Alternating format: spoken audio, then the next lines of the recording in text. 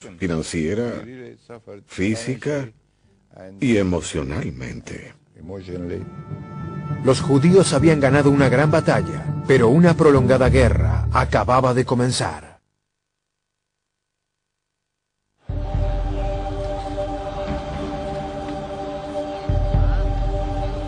Un pueblo de refugiados. Los judíos crean una nueva nación de refugiados y aproximadamente 700.000 habitantes, casi la mitad de la totalidad de la población árabe de Palestina, comienza a huir. Lo llaman la Nakba, la catástrofe.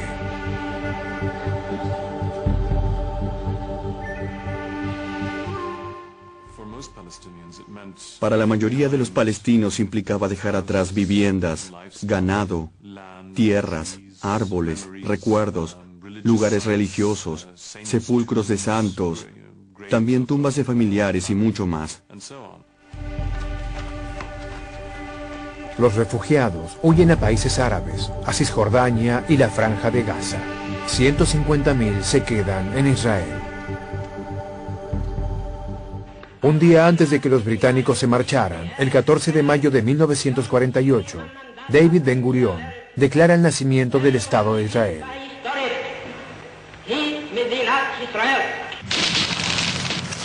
Pero mientras Israel celebra, es arrastrada a la guerra y debe defenderse contra 5 naciones árabes: Egipto, Siria, Irak, Jordania y Líbano, quienes inician el ataque. Estas naciones se oponen a la creación de Israel y quieren asegurar el territorio para los árabes. Creo que había una pequeña incertidumbre en la mente de todos los israelíes, y era que si perdía la guerra Israel, significaría la aniquilación física de la comunidad judía que vivía allí. Para sorpresa del mundo, Israel gana su guerra de la independencia y como vencedora reclama una parte del territorio asignado a Palestina. Pero la vecina Jordania toma Cisjordania y más territorio se pierde en manos de Egipto, que reclama la Franja de Gaza. Jerusalén queda dividida en 2. Israel controla la parte occidental de la ciudad y Jordania la oriental. Con la creación de Israel, la prioridad es dar a los judíos desposeídos un hogar. 900.000 judíos llegan de los países árabes. Miles más llegan de diferentes rincones del mundo.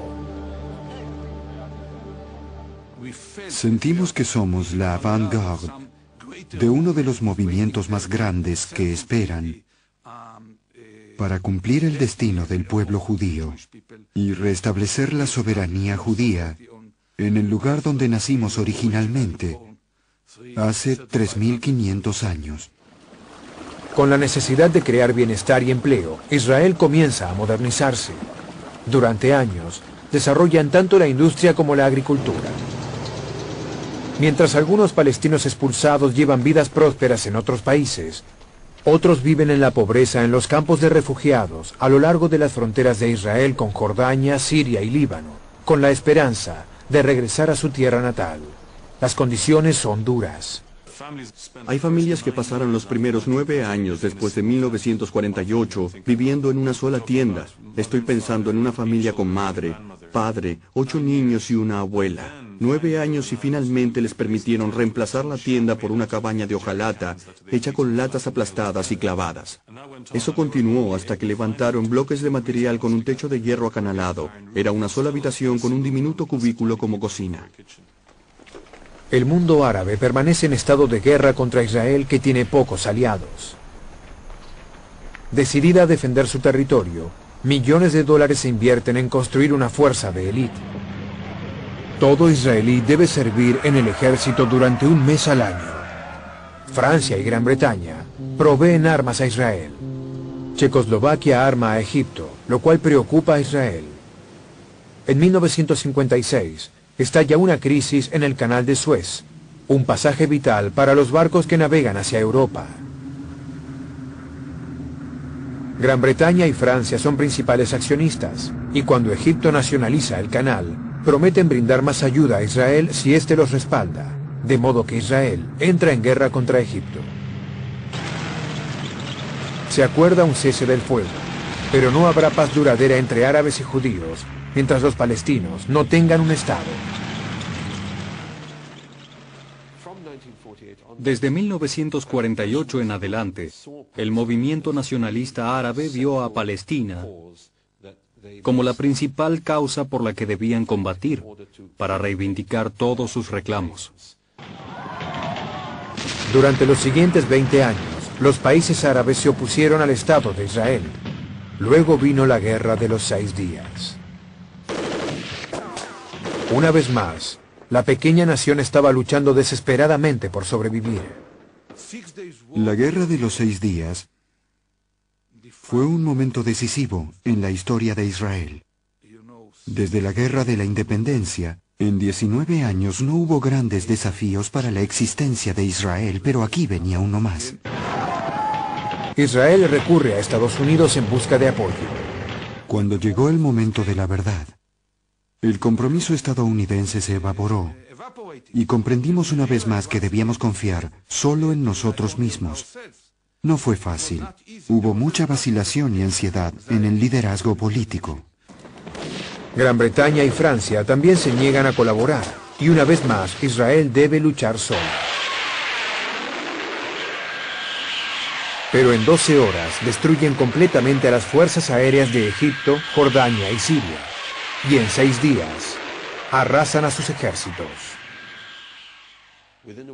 En una semana, desde una posición en la que parecían estar condenados a la extinción, tanto como Estado, cuanto a la destrucción como seres humanos, los judíos tuvieron éxito en transformar la situación y pasar a ser vencedores de todos sus vecinos y a ocupar una gran cantidad del territorio que hasta ese momento era de los países limítrofes.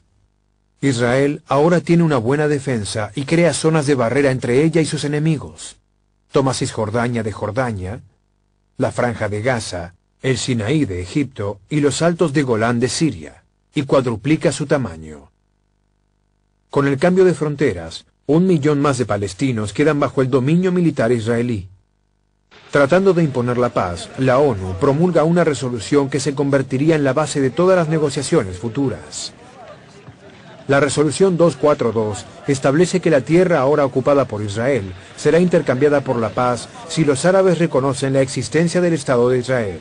Pero Israel no se retira, y la mayoría de las naciones árabes se niegan a reconocer el Estado judío. La masiva y humillante derrota árabe en 1967 impactó a los palestinos. Destruyó la seguridad de su mundo, que consistía en la esperanza de que los gobernantes y líderes árabes, personas carismáticas como Abdul Nasser de Egipto, los conducirían a la victoria como Saladino para volver a Jerusalén. Así que ellos se miraron a sí mismos por primera vez, y esto cambió la imagen que tenían de ser víctimas y refugiados, esperando la ayuda de la comunidad internacional. Pasaron a ser gente armada que luchaba para defenderse y se levantaba para hacer oír su voz. 20 años después del nacimiento de Israel, un nuevo líder árabe está ansioso por continuar la lucha. Yasser Arafat se convierte en director de la Organización para la Liberación Palestina. Su meta declarada es liberar a Palestina por fuerza. Él estaba aprendiendo gradualmente cómo comportarse como líder militar. Lo más importante era que estaba aprendiendo a ser un líder político para el pueblo palestino. Desde sus bases en los estados árabes vecinos, los palestinos planean una campaña de terror contra Israel. No tienen aviones de combate ni tanques, pero cuentan con minas terrestres y armas de fuego. Llevan a cabo numerosos ataques a lo largo de la frontera. Una de las cosas que realmente impulsó el militarismo palestino a fines de los 60 y principios de los 70 fue el sentido de lamento. Más importante aún que la liberación física de un trozo de territorio ocupado por Israel era impactar al mundo para ver a los palestinos en verdad reconociendo su existencia y tomando conciencia de que fueron objeto de una injusticia. Radicales de la OLP atraen la atención publicitaria con el terrorismo internacional. En 1970 secuestran 3 aviones, los desvían a Jordania y los hacen estallar. Y eso era solo el comienzo.